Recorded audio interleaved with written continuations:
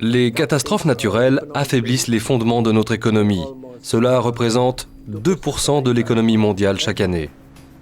Notre estimation concerne ce qui est menacé à ce jour et cela équivaut à presque $1 milliard.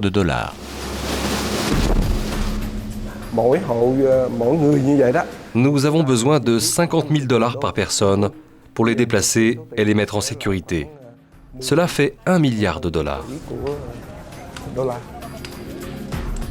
Nous devons redéfinir le PIB non seulement comme un produit intérieur brut, mais comme un produit intérieur environnemental. L'Asie et le Pacifique sont les régions du monde les plus exposées aux catastrophes naturelles. Dans certaines régions du Pacifique, le niveau de la mer monte de plus de 8 mm par année. Depuis 15 ans, dans la mer d'Oman, les cyclones sont de plus en plus fréquents et violents. La Banque mondiale prédit une facture annuelle de $68 milliards avant la fin du siècle. Les changements climatiques s'expliquent par des variations habituelles, mais également par le réchauffement global. Depuis 1880, la température moyenne a augmenté de 3/4 degré et les scientifiques prédisent qu'elle devrait encore augmenter de 2 à 4 degrés d'ici la fin du siècle. Les gaspillages de notre capital naturel sont peut-être moins dramatiques, mais tout aussi coûteux. Poissons, terres arables, forêts, eau potable, air pur. Notre voyage nous emmène au Vietnam, aux Philippines, en Inde et sur les îles Kiribati dans le Pacifique, où nous découvrirons que parmi ces 1,8 milliard de personnes qui vivent à moins de 100 km du bord de mer, certaines cherchent de nouveaux moyens de lutter contre les catastrophes naturelles et celles provoquées par l'homme.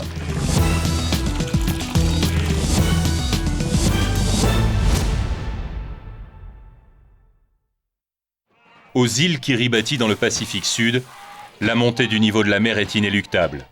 Le gouvernement se prépare à évacuer 100 000 habitants qui vont être privés de leurs terres.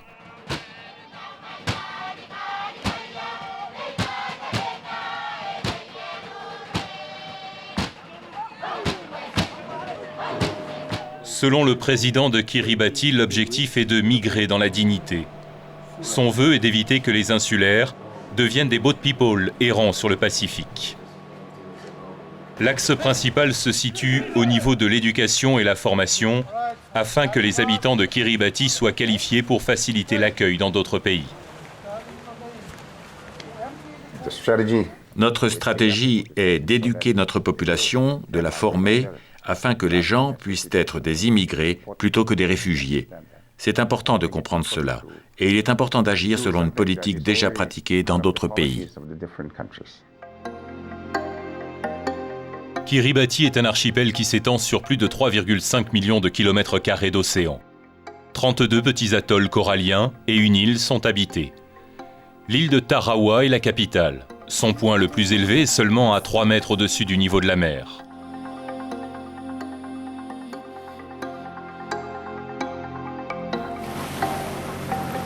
Si le réchauffement climatique global atteint sa prévision maximale, soit une augmentation de 4 degrés avant la fin du siècle, Tarawa sera totalement immergé, si l'on en croit un rapport financé par le gouvernement chinois.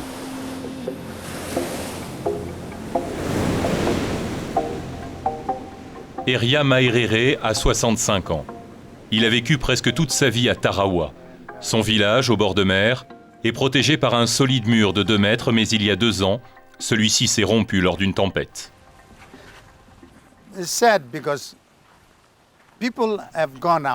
C'est triste, parce que les gens s'en vont, abandonnent leur maison. C'est ici que le mur s'est brisé. Il a laissé l'eau entrer, et vous voyez maintenant, il n'y a qu'un grand canal ici et rien d'autre.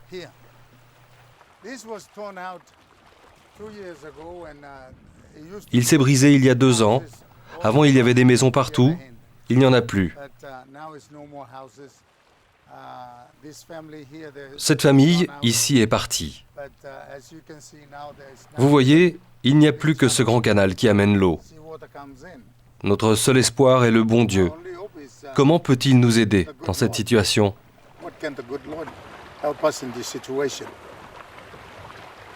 La seule solution serait de construire des murs de plus en plus hauts et de plus en plus forts. Mais avec des ressources limitées, il faut protéger en priorité les infrastructures. Ce mur en construction doit protéger l'aéroport de Tarawa, alors que la plupart des villageois doivent se débrouiller pour construire leurs murs, ce qu'ils font tant bien que mal. Comme ils le font sans concertation ni méthode, un seul maillon faible peut signifier l'inondation pour tout le monde. Nous n'avions pas ce genre de problème il y a 30 ou 40 ans.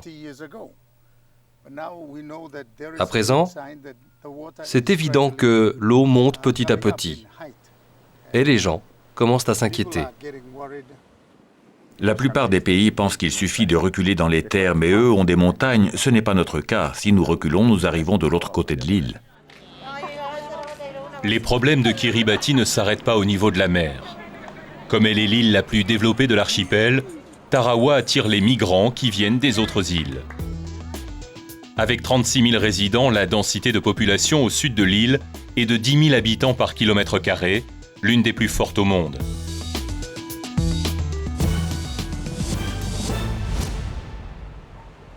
Même si de nombreux migrants vivent entre les vieilles épaves dans des huttes de fortune, c'est une amélioration de leurs conditions de vie.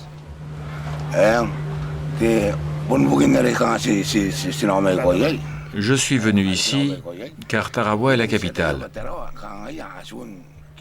Et des choses se passent ici.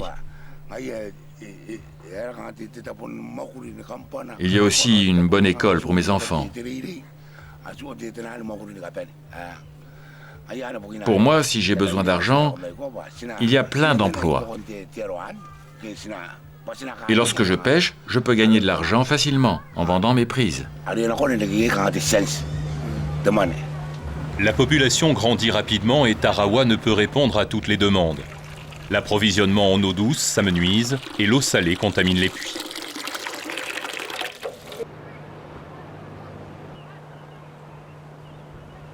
Peleni Zalofa dirige une ONG locale. Le problème auquel nous devons faire face est la contamination. Nous devons nous assurer que notre eau ne soit pas contaminée. S'assurer que la salle de bain n'est pas proche du puits, que les déchets ne polluent pas le sol autour du puits. À présent, avec les changements climatiques, la contamination est due à la montée du niveau de la mer. Quand la marée monte, ce puits devient salé, bien plus salé qu'il ne devrait l'être. La plupart des puits ne peuvent plus être utilisés pour l'eau potable. Le gouvernement a donc mis en place un système où l'eau est récoltée via un tuyau. Et vous êtes supposé collecter l'eau là-dedans avec ce seau, un seau propre. Et ça dure environ 1 heure, tous les 2 jours. Cela remplit 2 gros containers. L'approvisionnement atteint ses limites, la surpopulation est directement en cause. Si nous avons 5 personnes en plus dans cette famille, les 2 seaux d'eau ne seront pas suffisants. Notre estimation concerne ce qui est menacé à ce jour et cela équivaut à presque $1 milliard. Kiribati a entamé des approches vers les États voisins afin qu'ils accueillent sa population. Seule une réponse lui est parvenue d'un pays tout aussi pauvre. J'ai reçu une offre de Timor-Est, mais le président n'a pas donné suite. Et j'attends la réponse. Il a porté la question devant son Parlement, mais à part cela, je n'ai pas d'autre offre. Le gouvernement est déterminé à ce que sa population ne se retrouve pas apatride. Le peu de ressources à disposition est alors divisé afin d'aider la population à obtenir les qualifications et compétences que demandent les pays riches. Kautuna Kaitara est le directeur du programme d'adaptation de Kiribati, mis en place en 2005. Nous souhaitons que nos habitants soient éduqués et puissent assimiler le nouvel environnement dans lequel ils vont se trouver, peut-être en Nouvelle-Zélande ou en Australie. Ils doivent être qualifiés afin de trouver un emploi, ne pas être considérés comme des réfugiés de seconde classe. Nous ne voulons pas être des réfugiés des changements climatiques. Nous voulons migrer dignement. Il existe un centre de formation pour la marine qui forme 70 personnes par année. Les diplômés ont des emplois qui les attendent sur des navires étrangers. Voici le simulateur du pont. C'est là que les étudiants peuvent apprendre à naviguer. La compétition pour les places de l'école est féroce, car la formation assure aux diplômés de très bonnes perspectives de carrière. Plus de la moitié trouvent un emploi en mer. Le commerce et les affaires offrent également des débouchés. Lorsque ma famille a appris que j'avais réussi l'examen d'entrée, ils ont été vraiment très heureux. Ils m'ont dit de continuer à travailler dur, car à présent, des opportunités s'ouvrent pour l'avenir. La discipline est stricte. Lorsque les étudiants quittent le campus pour le week-end, ils doivent revenir à l'heure. Lorsque les bateaux sont retardés au port, cela coûte beaucoup d'argent à la compagnie. Donc, si un des étudiants arrive 15 minutes après 20h30 le dimanche, il est immédiatement renvoyé. Il n'y a pas que les jeunes hommes qui bénéficient d'opportunités d'emploi. À l'hôpital de Lille, un nouveau programme de formation garantit aux infirmières d'obtenir les mêmes qualifications que si elles étaient formées en Nouvelle-Zélande. Après 3 ans, elles obtiennent leur diplôme d'infirmière et peuvent travailler à Kiribati. Si elles le désirent, elles peuvent émigrer en Nouvelle-Zélande, à Fidji ou en Australie, sans problème au niveau des qualifications. Elles ont le niveau, elles n'auront pas de problème lors de l'immigration.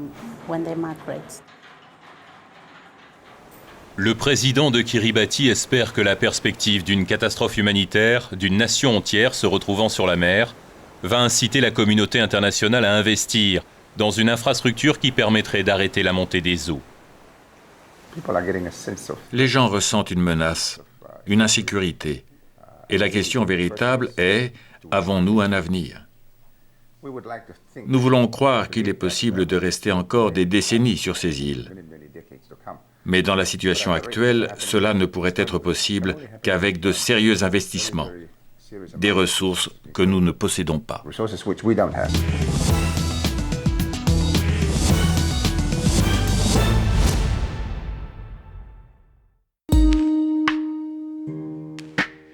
Dans le nord-ouest de l'Inde, le Gujarat est l'un des États les plus riches et l'un de ceux qui se développent le plus rapidement. En 2010, son PIB a augmenté de plus de 11%. L'agriculture est en plein boom, progressant du double de la moyenne nationale. Elle augmente de 10% par année et le revenu de l'industrie de la pêche était estimé à 650 millions de dollars en 2009.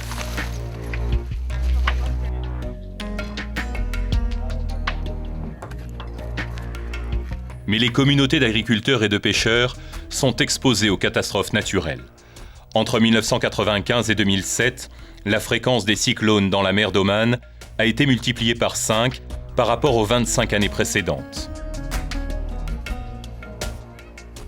Au Gujarat, plus de 50 000 familles vivent de la mer. Ici, à Kutch, dans le nord du Gujarat, les pêcheurs font plus de 5 km pour atteindre les bateaux lors de la marée basse.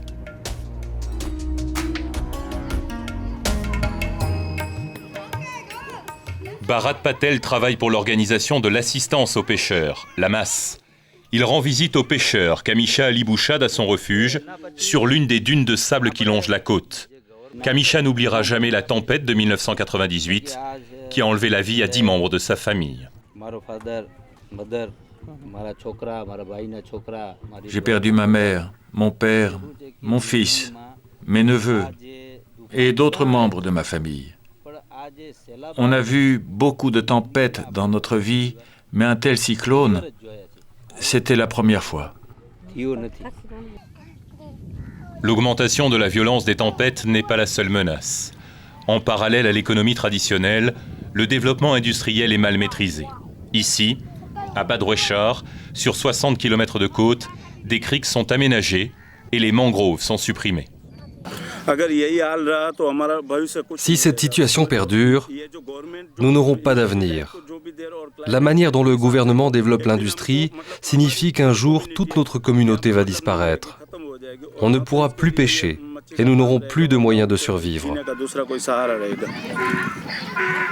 Pour l'officier de Fishermen's Welfare, Bharat Patel, la croissance économique rapide qui se déroule sur les côtes du Gujarat fait payer un lourd tribut aux communautés de pêcheurs.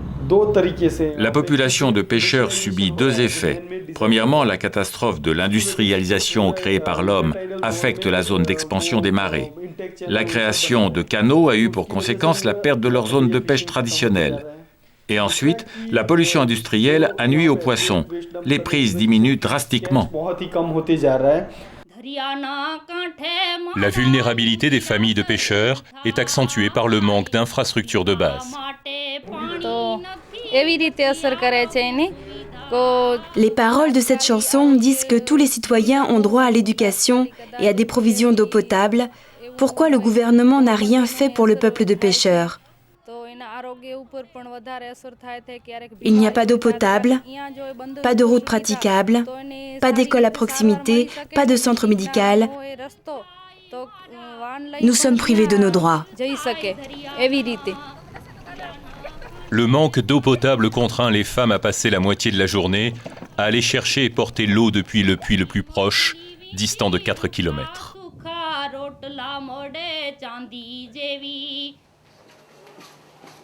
Amit Garg est professeur à l'Institut indien de management. Ils n'ont pas d'eau potable courante. Ils doivent marcher 4 km pour trouver de l'eau. L'enfance des filles est gâchée, car elles passent leur temps à aller chercher de l'eau et du bois. Elles n'ont pas le temps d'aller à l'école. Il leur faudrait un approvisionnement basé sur un bon modèle de développement pour les rendre autonomes. L'Inde a adopté des lois environnementales afin de fournir un tel modèle, qui a pour objectif le renforcement de la croissance économique par le biais de la protection de l'environnement. Mais comme le souligne le ministre indien de l'Environnement, sa bonne marche est tributaire de l'État et des autorités locales. Dans le domaine de l'environnement et des forêts, il est vrai que les lois sont nationales. La loi sur la conservation de la forêt est nationale. Les lois sur l'eau et la pollution le sont également. Elles sont adoptées par le Parlement. Mais leur exécution dépend des gouvernements et des États locaux. Nous avons donc besoin d'un système qui encourage les bonnes performances environnementales des États et pénalise les mauvaises. Nous n'avons pas de tel système aujourd'hui, et c'est un grand défi. Voici le Grand Rann de Kutch, un immense désert salé qui s'étend sur 30 000 km² du Gujarat au Pakistan. Ici, la seule eau potable est l'eau de pluie. À 10 km de la limite du désert, le village de Dorodo était sur le déclin. Les jeunes quittaient cette terre aride en quête de travail. Mais à présent, le village prospère grâce à la récolte d'eau de pluie, un moyen de se développer malgré des conditions difficiles. La récolte d'eau de pluie a contribué à stopper l'émigration. À présent, nous avons de grands réservoirs et nous avons créé un grand lac. Un grand lac au milieu duquel se trouve un puits qui fournit de l'eau aux villageois grâce à une pompe solaire.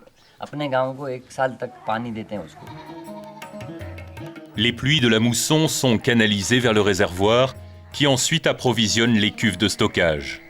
Ces cuves fermées évitent l'évaporation. Elles permettent de distribuer l'eau dans les maisons lors de la saison sèche. La mise à disposition de l'eau a complètement changé la vie de la population. La révolution a commencé à petite échelle et à présent, elle s'étend à tous les villages. Nous pouvons vraiment voir que l'accessibilité de l'eau a changé la vie des gens.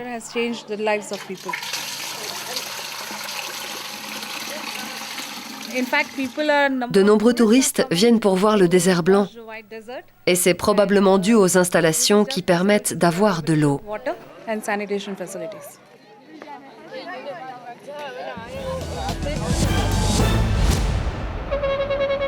C'est dans les villes que la course à l'industrialisation a généré le plus de pollution. Voici la plus grande ville de l'État, Ahmedabad. Il y a 10 ans, Ahmedabad était la 4e ville la plus polluée en Inde. Aujourd'hui, les choses ont changé. Un système de transport public par bus rapide, Et le passage du diesel au gaz naturel, le GNC, ont transformé la réputation de la ville. Auparavant, la ville faisait partie des 4 villes les plus polluées du pays. Aujourd'hui, elle est en 68e position. Et ceci parce que le gouvernement du Gujarat et la population d'Ahmedabad ont décidé d'agir dans un effort commun. Et ceci permet également de préserver l'environnement. Tout ceci à un prix abordable. Les bus roulent sur des pistes réservées. Ils fournissent un moyen de transport rapide et bon marché qui incite les passagers à laisser leur voiture à la maison. Les bus réduisent donc la pollution. Le service de bus rapide d'Ahmedabad a remporté la récompense pour les transports écologiques en 2010 et est cité comme modèle à suivre pour d'autres villes. Mais pour le ministre Ramesh, le défi est de générer le changement des modèles de développement à travers tout le pays, qui compte plus d'1 milliard de personnes, et pas seulement au Gujarat. Le syndrome d'une croissance économique aveugle, c'est croître aujourd'hui, le payer demain. C'est ce qu'ont fait les États-Unis, ce que la Chine est en train de faire, et nous ne voulons pas reproduire cette trajectoire. Nous voulons changer pour une croissance plus propre et plus écologique.